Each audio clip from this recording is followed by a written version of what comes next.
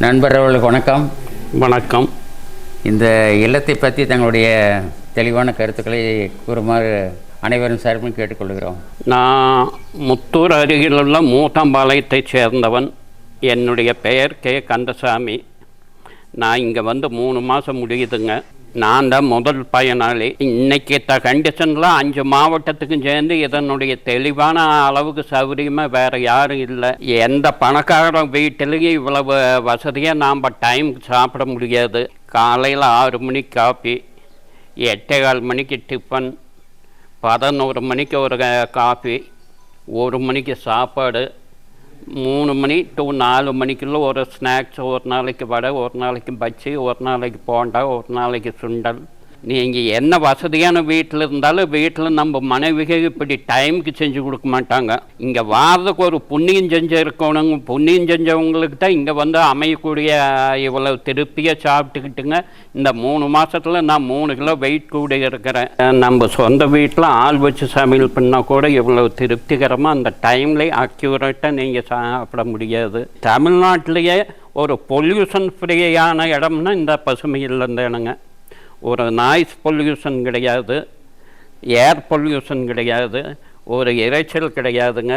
காலையில் வாக்கிங் போகிறதுக்கு ஒரு அமைதியான மனநிலையோடு காலையில் எழுந்திரிச்சு வாக்கிங் போகிறதுக்கோ சாயந்தரம் போகிறதுக்கோ இந்த அளவுக்கு ஃபெசிலிட்டி நமக்கு வேறு எந்த இதில் இல்லைங்க. எந்த முதியோர் இல்லத்துலேயும் எனக்கெல்லாம் 100% முழு திருப்பிங்க. நான் இன்னும் 4-5 பேர்த்து ஒரு 6 மாதத்துக்குள்ளே கூட்டிகிட்டு வர்றதுக்கு எல்லாம் சொல்லி வச்சுருக்கிறேனுங்க. நமக்கு ஒரு ஆண்டவனுடைய அருள் இருந்தால் தான் இந்த பசுமை இல்லத்தில் வந்து தாங்கிறதுக்கு உண்டான வாய்ப்பு கிடைக்குங்க. அதனால் எனக்கு நல்ல திருப்திங்க ஐயா.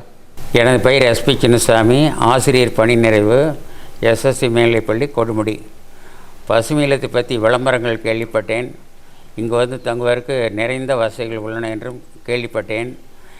எனது நண்பர் திருமசாமி அவர்கள் கூறியதற்கேற்ப இந்த பசுமை இல்லத்தில் எல்லா வசதிகளும் நிரம்பி உள்ளன. துணி துவைப்பதற்கும் ஏற்பாடு செய்துள்ளார்கள். வழிபாடு செய்வதற்கு கோயில் அமைத்துள்ளார்கள். வாக்கிங் செல்வதற்கு நல்ல சரியான பாதை அமைத்துள்ளார்கள். நேரத்துக்கு நேரம் உணவு வழங்கப்படுகின்றன. அதில் எந்த குறைபாடுகளும் இல்லை. நிர்வாகத்தினர் அடிக்கடி வந்து நேரில் வந்து எங்களை எல்லோரும் நல்லா கவனித்துக் கொள்கிறார்கள். இங்கு இல்லாத வசதிகள் எதுவும் இல்லை என்று கூறலாம். எனவே இந்த பசுமை இல்லத்தை பற்றி விளக்கமாக கூறியுள்ளதற்கு இங்கு தங்குவதற்கு மனமும் வந்து விருப்பத்தோடு அனைவரும் வந்து தங்கி மகிழலாம். வீட்டில் உள்ள வசதிகளை விட இங்கு வசதிகள் நிரம்பி வழிகின்றன என்றே கூறலாம்.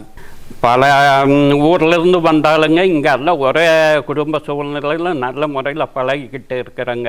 நிர்வாகஸ்தர்களும் காலையிலையும் மாலையிலையும் வந்து கம்பல்சரியாக பார்த்துக்கிறாங்க. நைட்டு ஏதாச்சும் தொந்தரவு வந்தால் யாருக்கும் எந்த நோய் நொடி வந்தாலும் அப்போவே டாக்டர் கூட்டிகிட்டு போய் நம்மளை ரெடி பண்ணிடுறாங்க. வீக்லி ஒன்ஸு கவர்மெண்ட் டாக்டர்கள் வந்து இன்ஸ்பெக்ஷன் பண்ணி தேவையான மருந்து மாத்திரைகள் கொடுத்துட்டு போயிடுறாங்க.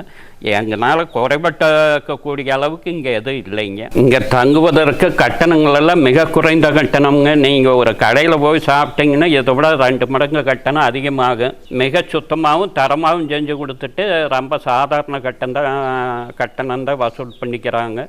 இவங்க நிர்வாகத்துக்கு இது மிகப்பெரிய புண்ணியமுங்க. யாதும் ஊரே யாவரும் கேளீர் என்ற மாதிரிப்படி தங்கியுள்ளோம். இங்கே நாங்கள் தம்பதிகளாக தங்கி உள்ளோம். அது மிகவும் மகிழ்ச்சியாகவும் உற்சாகமாகவும் இருக்கிறது.